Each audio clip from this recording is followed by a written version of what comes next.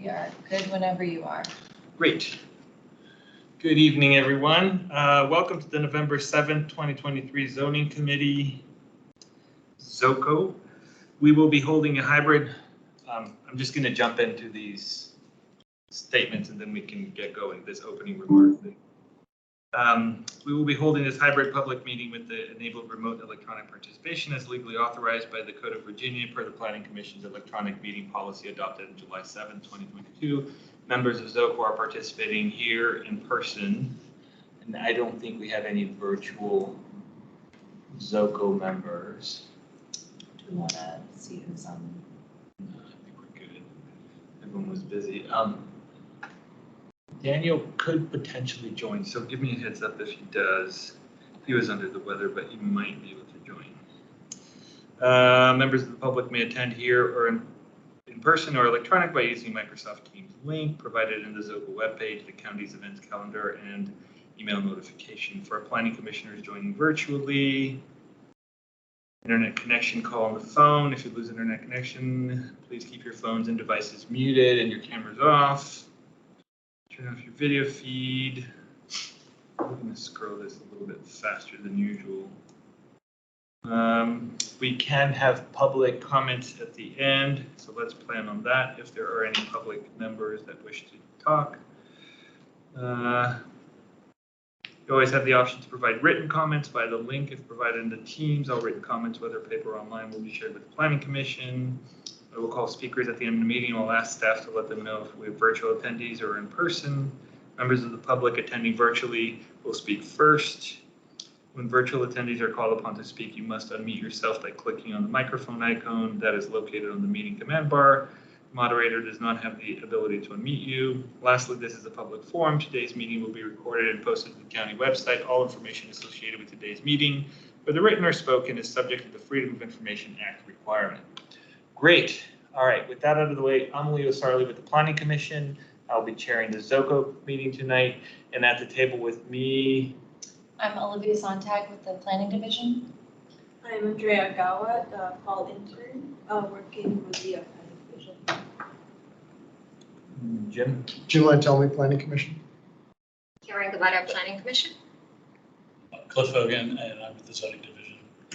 And online we have Mr. Matuzik. Hi everyone, Matt Matuzik with the Planning Division. Okay. Is that it for now? Any other staff joining us? All right. I think with that, we can kick it off. Ms. Sontag, or are you going to go first? Our first item is the technical corrections. Technical, yeah, you're on first.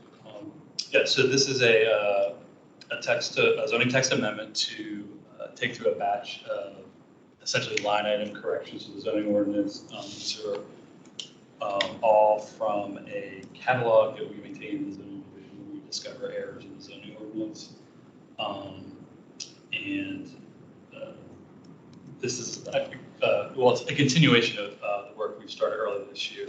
We took forward our first text amendment in May, which corrected approximately half of the catalog we had at that time. And then in July, we took forth one to update the ordinance to reflect changes to the telecom regulations that were actually adopted into the Code of Virginia in 2019.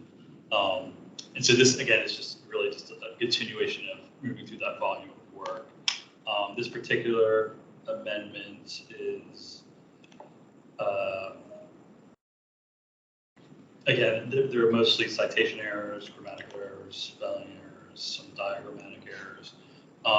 There are two clarifications that involve a substantial amount of text either being rewritten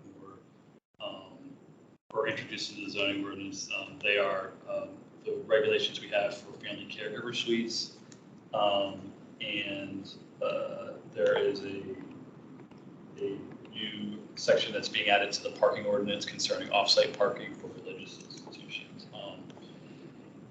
But again, these are not policy changes. These are really just to improve improve like the administration and the practical application of the zoning ordinance as far as like interpretations, issuing permits, and for like the general public to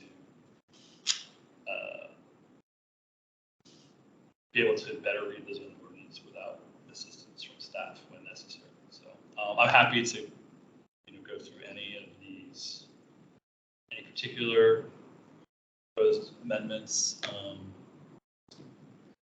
Like I said, a lot of them are line item edits to the text. Yeah, so that's, I don't know if there's any questions. Thanks, Mr. Sorry, that's a little dry and tedious, but. No, I read through them and I'm like, yeah, okay, fine. It's like, Right. yeah, whatever. Yeah. I object. Sounds good. Yeah, so. No, I'm glad we're doing it. I mean, this is, and I know that every couple of years we go through this exercise, so it's definitely worth doing. I guess what we do is we just sort of inventory them and then bring them all up at once every Yeah, year or two. yeah, we would thought it's best to, I mean, once we work through our catalog, there's probably about a dozen left, like a dozen different items. Mostly it's a lot of stuff in Article 3, so it's about building permit or bulk density setback. And Article 3 is very challenged. It's been hacked up and put back together so many times over the past 50, 60 years that it's, yeah, I mean, I tell people it's like someone tried to build a flying machine out of a constable wagon. So it's like, it flies, but I don't know if I'm going to buy a ticket on it. So, but yeah, so like it's mostly those. And then there's a couple other ones that are concerning density for the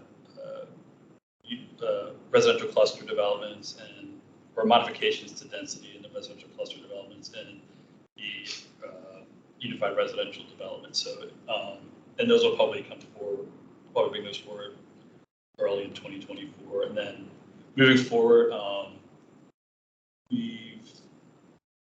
I have to have discussions with the zoning administrator how we want to handle, because we're frequently finding new ones. I mean, for instance, like some of the changes or the amendments in this particular one, like there are several that were from the missing middle expanded housing options, that these were just oversights that weren't, we didn't notice them until we started actually going through the text, how we're going to interpret it, how we're going to build the permit, and all these things. And so, so I think, I don't know if we'll be doing them quarterly, we just haven't gotten that far yet. So Yeah, that was a good catch on the maximum versus minimum. I think that was, it was 10. And then the other thing, what was the other thing that I thought? Oh, I had a quick question just for my edification more than anything else. There's a 600-foot distance limitation with the religious church parking requirement. I think if I recall correctly, it was 600 feet. Does that number come from anywhere, or is that just,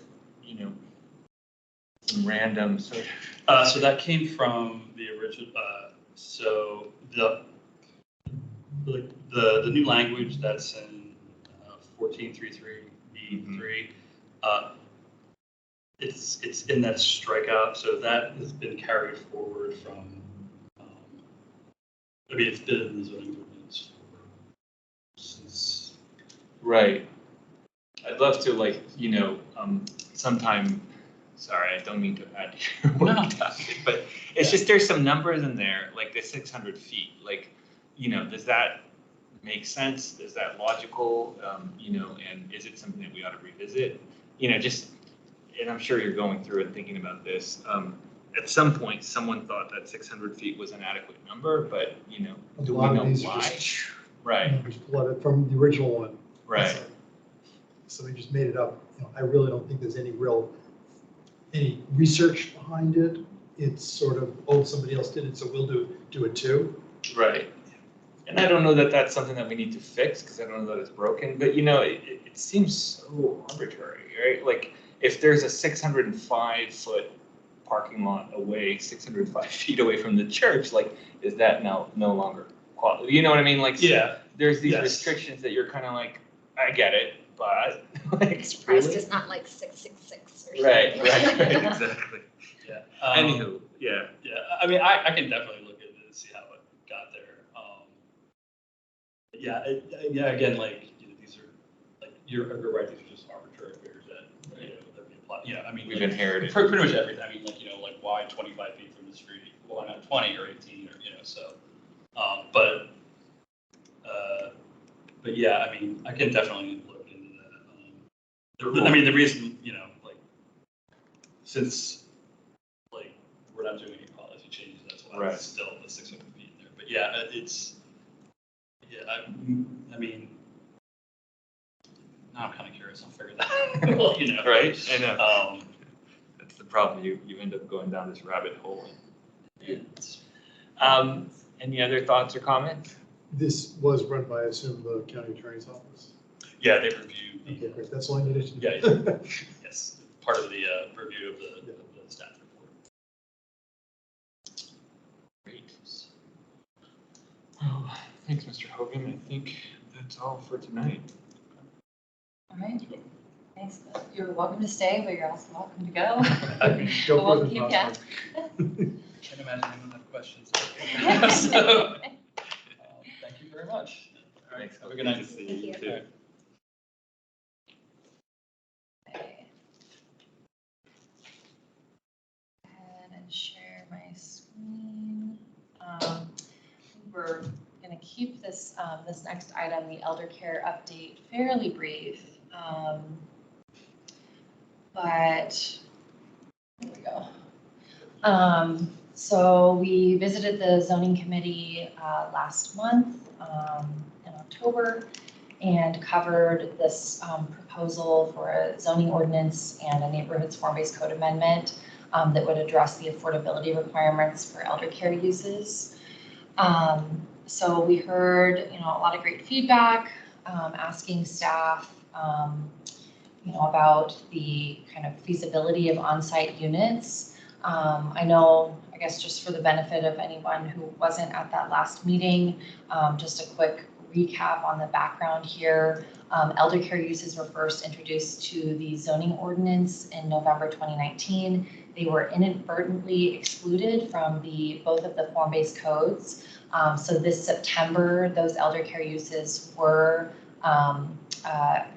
inserted into both of those form-based codes. So you can see in the table on the screen that, for example, independent living was categorized under within the residential use category under household living. And then the assisted living facilities, continuing care, and nursing homes are also housed under the residential use category, but in that group living section. So one of the challenges that we've continued to hear is, one, we know that elder care units costs are extremely high. We currently don't have affordability requirements in the commercial code, so that's not really the subject of this particular amendment. We're only focusing on the neighborhoods code. But currently in the code, we do have two different options for providing affordable housing. However, residential development must provide on-site committed affordable units, and then commercial development has the option to provide a cash contribution. So what we're finding is that elder care development, while it's currently categorized under residential development, it's really not compatible with multifamily, the way that we apply affordable housing for multifamily development. So what this amendment does is it recategorizes, it creates this new category for elder care uses that's separate from the residential use category. And then it would fall under this kind of commercial, or what we're renaming as non-residential development category, where it would have access to this cash contribution option. So that is kind of the proposal in a nutshell. We did hear last time, the desire for on-site committed affordable units. So we've done a little bit more research, quite a bit more research, and just discussing kind of other jurisdictions' policies. For example, Alexandria was one that some of the commissioners had mentioned at the last meeting, just to see how they're implementing elder care affordability. We also looked at kind of some of the current obstacles for changing our own zoning ordinance. So the one thing that we found is it would require a change at the state code level and support from the governor in order to change our zoning ordinance, which is codified in the state code. So this proposal to allow for the cash contribution option would essentially make the access for meeting those affordability requirements compatible with what's currently offered in the zoning ordinance, which currently does allow elder care to meet on-site affordability by providing that cash contribution option. So we know that further study is needed to kind of address different subsidies and metrics for applying on-site committed affordable units in elder care projects, but this current model for affordability kind of modeled after the multifamily requirements just is not compatible given all of the services that are required for these projects. And I think the one other thing to note is that an age-restricted multifamily development would still fall under that residential use category and would still be required to provide those on-site CAFs. But if it then, if it meets the definition of independent living, which means it has all those on-site services like dining and housekeeping, laundering services, then it would be eligible. It falls under this elder care use category and would be eligible for that cash contribution option, which ultimately just makes elder care projects on Columbia Pike, within the form-based code, much more attainable than they are today, which is our goal with this proposal. So I think the only other thing I wanted to jump to really quick is just the updated timeline for this one. We are targeting the request to advertise going to the board in December now, and then we'd be looking at those amendments going to the Planning Commission and the County Board in February.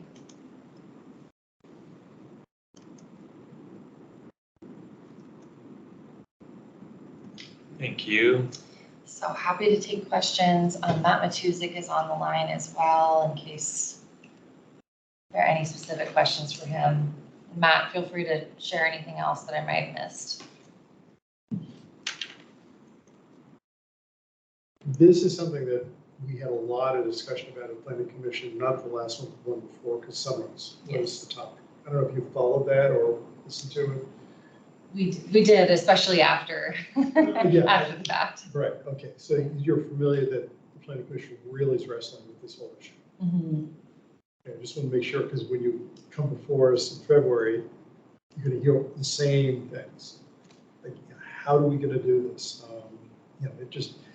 This is like, I think we're going to see this as a stopgap, but it's still not resolving the main issue, which is how do we incentivize having more affordability in our elder care facilities, because they're hugely expensive.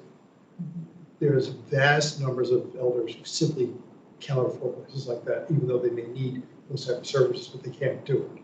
Mm-hmm. So it's right now they're all pitched to the high end.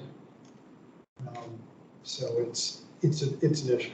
Yeah, and I think part of the struggle too is I can't remember how many on-site CAFs Sunrise would have been required. Was it one or two? One. So currently under the form-based code, the way that those calculations work, they'd have to provide anywhere from 20 to 30% of their net new units as on-site affordable units. So Again, this is kind of a stopgap. We're not within the scope right now to reassess those on-site CAF requirements specific to elder care. But certainly we're hoping that, now standardizing the form-based codes with the access that elder care projects have elsewhere in the county so that they're on kind of a level playing field, then eventually when we can address elder care affordability, it can be addressed countywide and inclusive of Columbia Pike. If that's what we want, was this countywide look at this. Right. Okay. Is it, okay. And I don't want to belabor whatever points you guys made already, because I was gone for a little bit, but I remember the first planning commission meeting that I came to, it was actually one of the Sunrise buildings at North Arlington. And they said that they couldn't have on site there affordable units because it was going to be too expensive. So they were going to push them to South Arlington.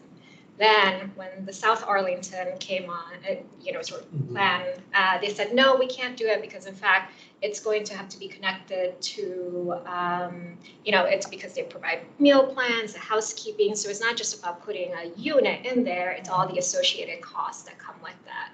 So I'm just wondering, and again, I guess this is a recurring issue. I mean, you can say, hey, you need 20 to 30%, but then they're just going to do the cash contribution because then the meal plan and everything else is not covered. And so how do you address that?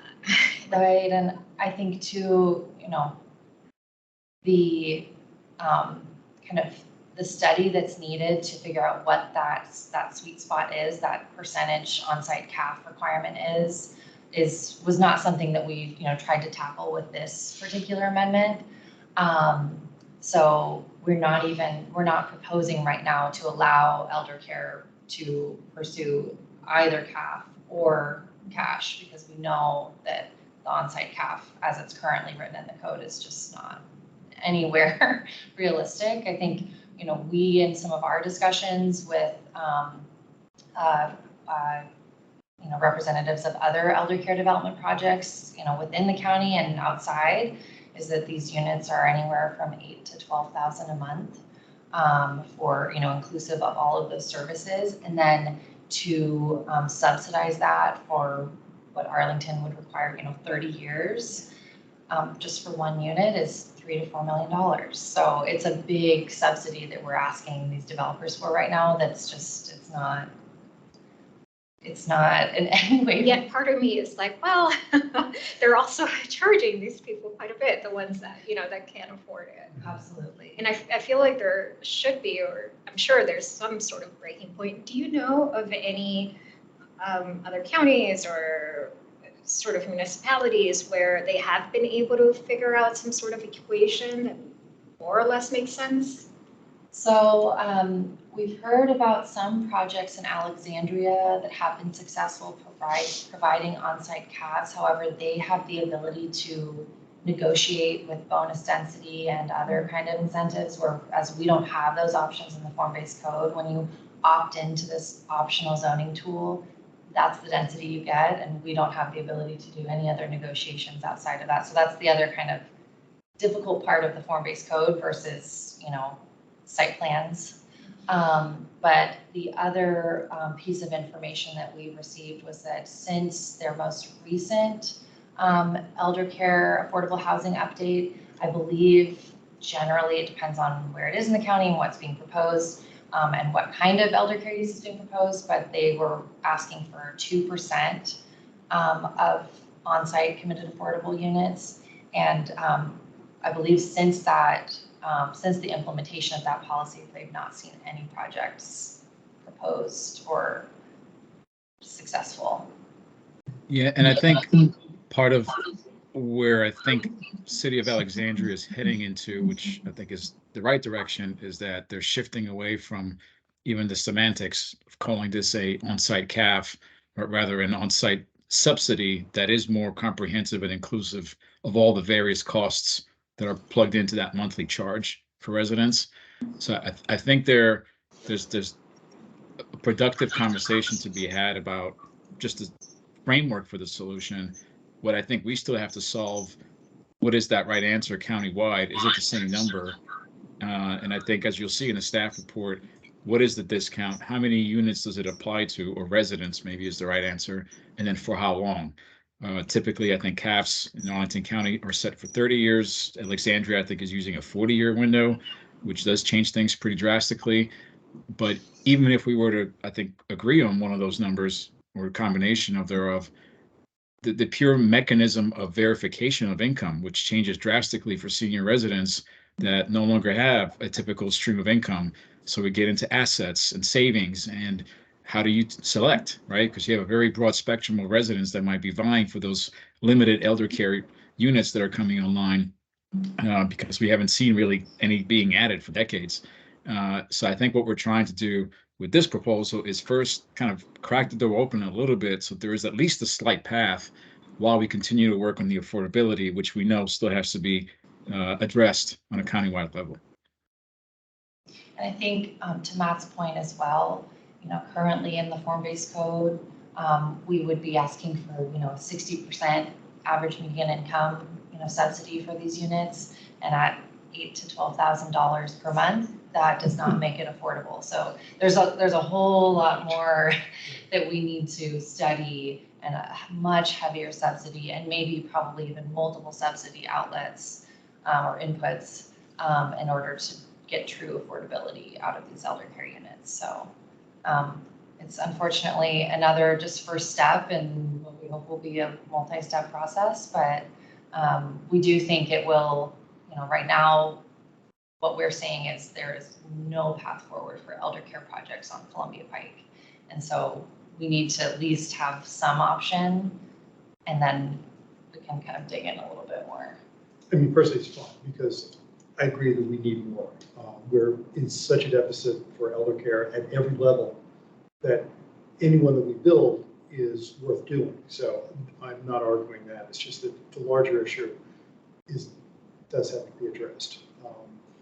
Right now we're moving ahead in ways that we will be able to at least maybe meet the needs of wealthier people, elders. And that's a real need. I mean, we have to have facilities that do address every demographic. But it's the poor people, the less, and in fact, at this point, it's even up to middle class people. It's just almost unaffordable at any level. So it's, how do we work that, figure that out? Right. Anything else? Yeah, I will sort of echo my colleagues here and just say the more information that you can bring to the table at our next meeting, the more you're prepared with facts, data, options, ideas, and you can sort of direct us sort of in the right conversation. I think it'll both save time and make the conversation more productive, because as you can see, there's just unbound amounts of interest on this, but not a lot of information. And that's what makes it tricky, admittedly. But yeah, you'll have full support from the commission on this too, so that's good. Yeah. I just mention one last thing. Yeah. I think, to your point about coming with more options, at least from the last meeting that we had last week, what I think there's an appetite for in the commission is just more creative sort of thinking. Like, I feel like we've been operating in a vacuum. Like, what else could we explore that perhaps seems out of the box, but hey, something better than nothing, that or within the framework that hasn't been working. Absolutely. Yeah. Thank you all. Yes, I think that's our goal, is to really just provide you guys as much information as possible at the Planning Commission meeting. I know this is not a full solution, but it's a step forward. So Yeah. it's just, yeah. Agreed. Great. Can we wrap up this item on the agenda and go to our item number 3? Seeing no objections around the table, we now move to item number 3 on our agenda, which is also form-based code, and it's the green building standards. Yes, so that will be me as well. Let me share my screen. And I assume both of these issues are going to the OG? Yes, the elder care item went to the OG last month, and green building will be going to them next Wednesday. And how did the OG react to the presentation last time? The OG was very supportive. I think, They get it still too. just, yeah, I think, there's just an understanding that we haven't seen elder care projects on the Pike, and that this is, Okay. Yeah. Good. But we'll make sure that's summarized in the report to you guys as well. So this is another zoning ordinance amendment. There aren't any changes to the zoning ordinance, but there are, we are proposing changes to Appendix A and B, the commercial and neighborhoods form-based codes. So this addresses the green building standards in both. So just to cover a little bit of history and the project scope, when the commercial form-based code was adopted in 2003, there were no required green building standards as part of those development projects. We still ask for applicants to submit a checklist and of course encourage them to provide sustainability in their development projects, but again, it's not a requirement. And then 10 years later, when the neighborhoods form-based code was adopted, it required generally LEED silver for any kind of multifamily projects, some of our more dense building envelopes on the pike, and then lower for some of our kind of small apartment, townhouse forms of development. So a quick timeline on this. This is following the same path as the elder care item. We're targeting the request to advertise going to the board this December, and then those amendments coming back to them in February. So we'll be looking to visit the Planning Commission in February as well. So we began reviewing this, doing a review of the green building standards in the form-based code earlier this year. Some of this outreach, included talking to our current planning staff who, kind of work with the green building incentive policy on site plans elsewhere in the county. So just hearing a little bit from them on what kind of incentive tools are used and different bonus densities that are pursued. We also talked with our inspection services division to understand how, does the IBC, force or require green building standards, and how is it kind of adapting to new technologies. And then we also talked with our housing staff and CPHD. We do have fully, full affordable housing projects proposed in Columbia Pike, and we just wanted to understand what kind of green building certifications they are targeting or are required to target. So for example, in order to, they're not necessarily required to pursue green building certifications, but that's one way to earn credits, and that's probably one of the more frequently targeted options for earning those credits. So if they do opt into that, they are required to meet LEED Gold or Earthcraft Gold as a minimum standard for those projects. So we have seen a couple projects on the pike that have targeted that LEED or Earthcraft Gold standard. And then we've also been, since early this year, working closely with DES staff in the Green Building Program, who review any kind of form-based code projects, review the scorecards for those projects, and then they also, simultaneously are working on some updates to the green building incentive policy. So we also felt it was important to reach out to some of our counterparts in adjoining counties. So we did meet with some planners in Fairfax just to understand the current requirements that they have, especially for development that's kind of compatible in scale to what we see on Columbia Pike, ground story commercial, about 6 stories.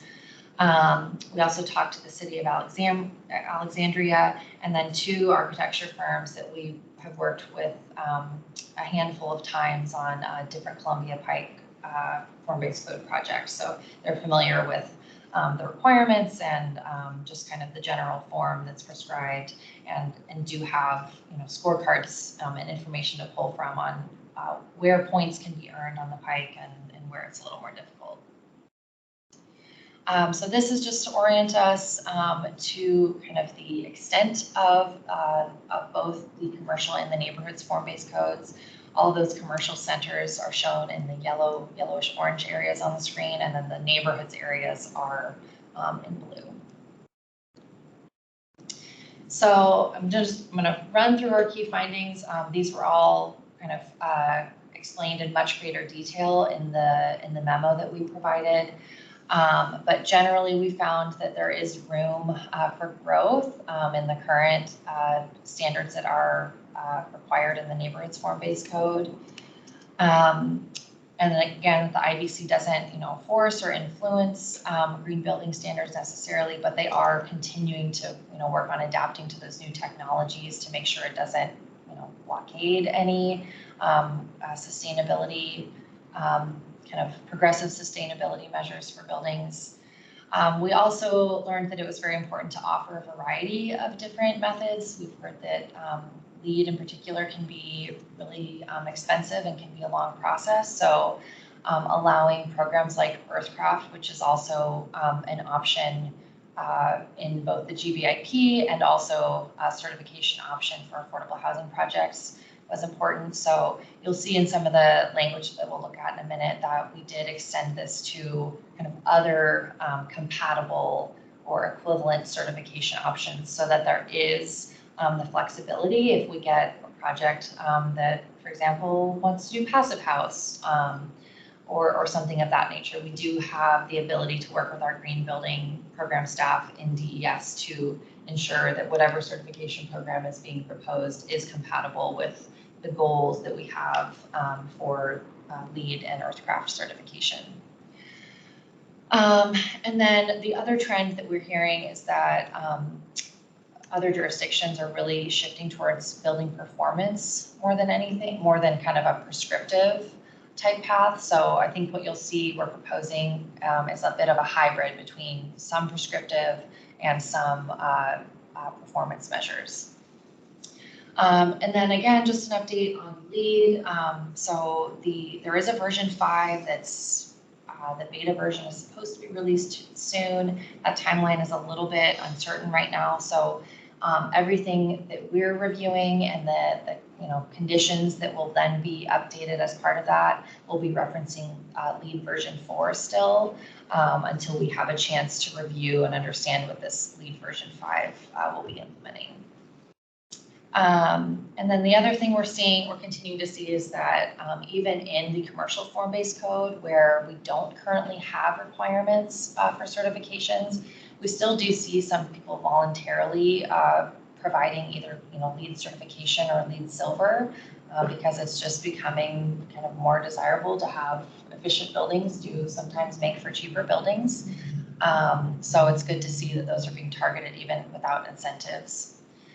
We also learned that Columbia Pike projects, even though they're not on a metro corridor, their access to public transportation does make them score fairly high in the transportation and location sections of those scorecards.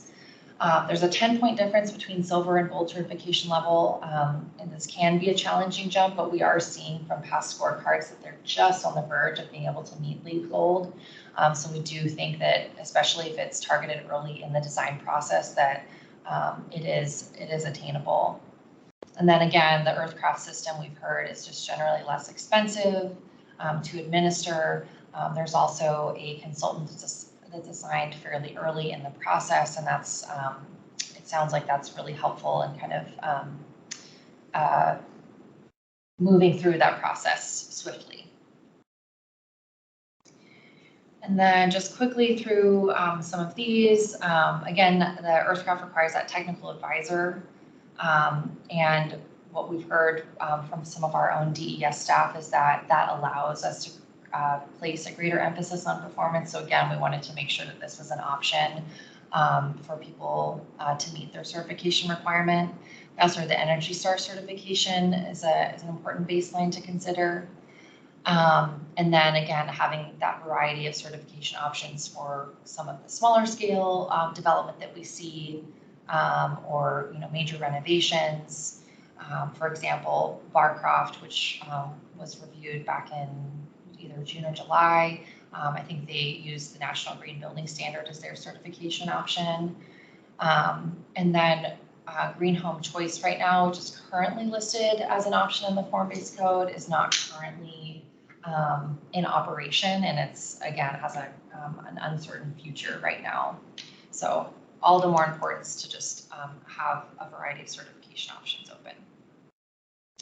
So here's a summary of the proposed updates. In the far left-hand side, we have our building envelope standards, which are kind of it's based off of generally your street frontage type. So up top here, we have our two more kind of multi-family mixed use type building envelopes in the neighborhoods form-based code. And then we have our Main Street and our Avenue BES sites in the commercial form-based code. And then down to our kind of townhouse and duplex detached type frontages. And then in this middle column, you can see what the existing standards are. So again, none currently in the commercial form-based code. And then you'll see that LEED Silver certification or the LEED or Earthcraft certification for VHDA projects. And then it bumps down to just LEED or Earthcraft certification or that equivalent option in some of our lower density options. So what we're proposing for our most dense sites are this LEED Gold or Earthcraft Gold or that equivalent certification option.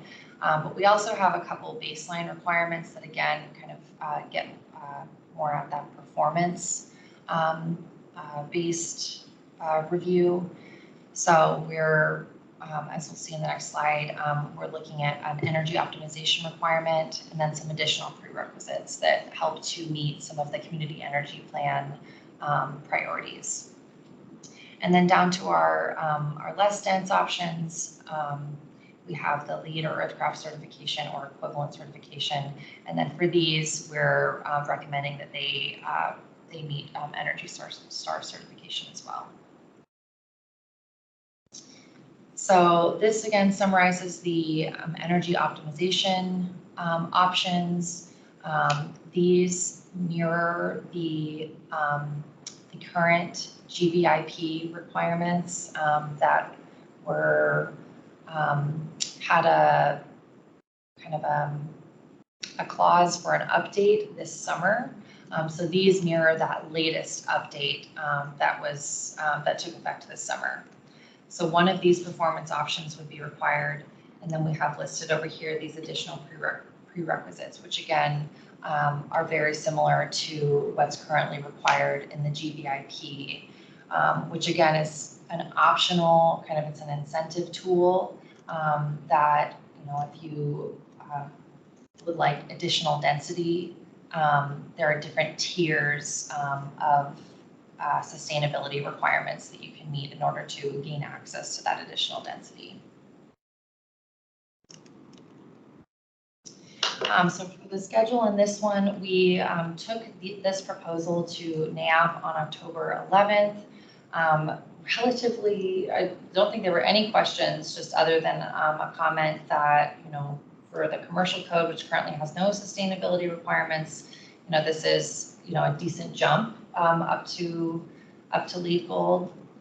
We're here at the ZOCO meeting. Next Wednesday, we'll be going to the Form-Based Code Advisory Working Group. We will be visiting C2E2 in December. The county board will consider this request to advertise in December, and then onto the Planning Commission and the county board in February for final consideration. So with that, happy to take questions. Great, thank you. Any comments? Any questions? It's obviously something that's necessary because this was always a gap in the form-based code, or one of the gaps. Yeah.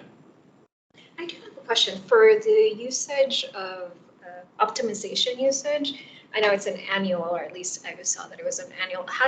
Is that sort of a self-reporting, or how would that actually work in practice?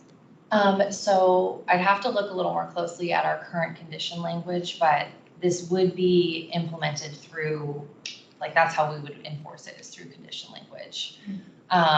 So I'm not sure how that's worked in past projects. We currently have that language as part of site plan approvals that opt into the green building incentive policy. Matt, I don't know if you've had any